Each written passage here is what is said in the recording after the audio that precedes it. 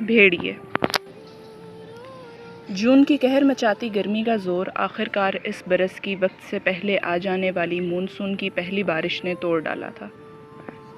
بادلوں کے بیچوں بیچ راہداری بناتی بجلی نے کڑک کڑک کے ان بادلوں کے جھرمٹ سے بھاگ نکلنے کی ناکام کوشش کی تھی۔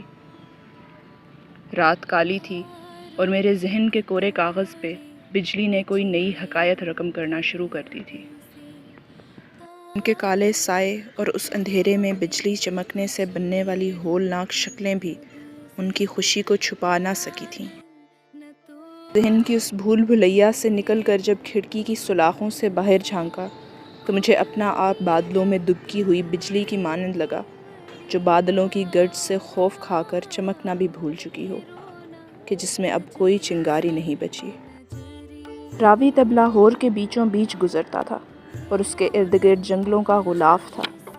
اب جہاں جنگل ہوں وہاں جنگلی جانور تو لازماً ہوا کرتے ہیں، اور اکثر جہاں جنگلی جانور آ جائیں وہ آبادیاں بھی جنگل بن جایا کرتی ہیں۔ چند روز خوف و ہراس کی گروی میں گزرے اور پھر لوگ بے فکر ہو گئے، جب تک کہ اس بھیڑیے نے ایک اور شکار کیا۔